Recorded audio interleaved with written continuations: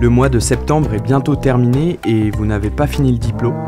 Voici ce que l'on peut en retenir. Feuilleter les 28 pages du diplôme de septembre, c'est s'intéresser aux mercenaires de Libye, à l'anorexie mentale ou à la vie des forêts.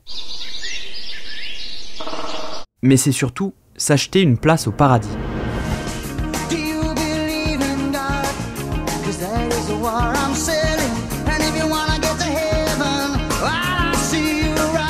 Crois-tu en Dieu? Parce que c'est ce que je vends, chante le groupe Genesis, cité en ouverture du dossier Expansion de l'évangélisme. De São Paulo à Séoul, d'Abuja à Houston, une doctrine et des rituels communs rassemblent des foules de protestants évangéliques dans des centaines d'églises. Avec plus de 660 millions de membres, elle constitue l'une des forces politiques les plus puissantes et les plus structurées de la planète.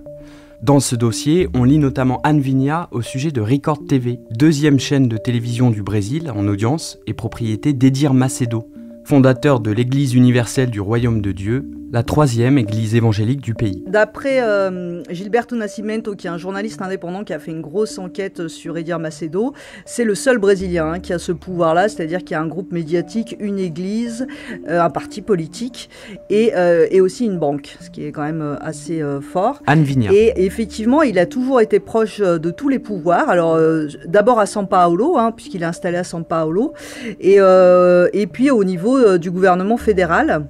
Il a donc été allié du Parti des travailleurs avant de les laisser tomber complètement dès qu'il a senti le vent tourner. Et c'est vrai qu'aujourd'hui, avec Bolsonaro, ils ont une convergence d'idées totale. Il possède aussi un parti politique, le PRB, les Républicains, parti qui a placé un maire dans une grande ville. Nesse mundo d'ilusão, quantos sonhos são em vão.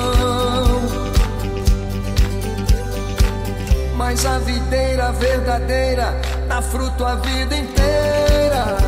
Vous le reconnaissez, Anne Vigna? Ouais, mais je reconnais pas, excuse-moi, je suis pas assez chanteur gospel pour reconnaître. C'est Marcelo Crivella.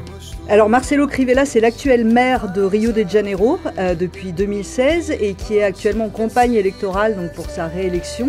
Par rapport au papier, en fait, c'est le neveu de Edir Macedo et il était lui-même chanteur gospel. Donc en fait cette profession lui a permis de passer assez souvent à la télévision et donc il est aujourd'hui proche de Jair et de Flavio, donc qui est le sénateur de Rio et qui est le fils aîné du président. La chanson s'appelle Vai Arrebentar, qu'on peut traduire par faites une pause, c'est bien ça? Non, c'est on va tout péter quoi. Des propos qui résonnent en Corée du Sud, comme le montre Kan In-cheol, pages 14 et 15. En 1945, lorsqu'elle fut libérée de l'occupation japonaise, la Corée du Sud comptait 100 000 protestants.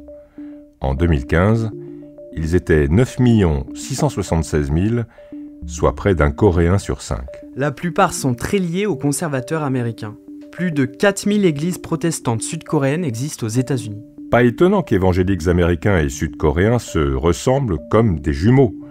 Anticommunisme, discrimination envers les homosexuels, rejet des réfugiés et des immigrés, position anti-musulmane et pro-israélienne. On comprend mieux certaines déclarations du président américain.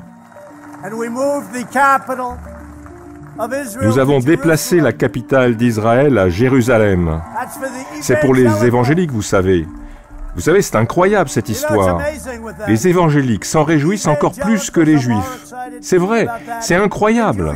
Donald Trump, le 18 août dernier, à Oshkosh, dans le Wisconsin. Trump considère les évangéliques comme essentiels à sa réélection en novembre prochain. Et nous entrons ainsi dans la campagne présidentielle américaine qui s'accélère. Dans son éditorial de septembre, Serge Halimi rappelle à ce sujet un propos imprudent du candidat Obama en 2008. Obama qui exulte le soir où il remporte les élections primaires.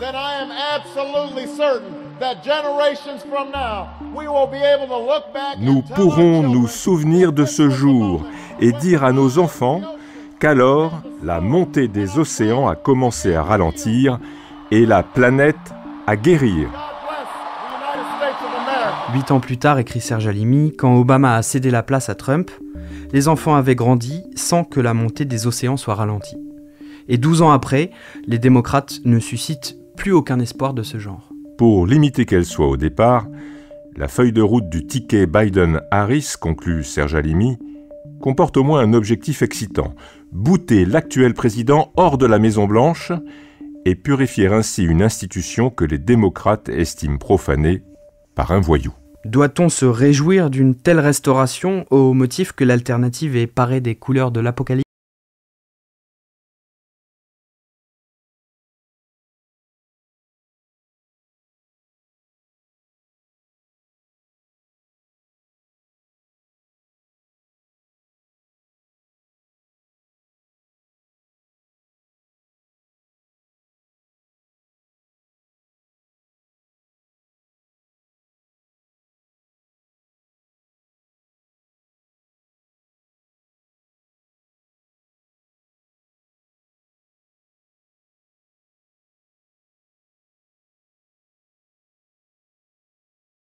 Almadain, fleur des cités, de la chanteuse libanaise Fayrouz. Prochain épisode du podcast du Diplo en octobre. Retrouvez toutes les émissions sur la page du journal audio monde-diplomatique.fr/audio et d'ici là, rendez-vous en kiosque.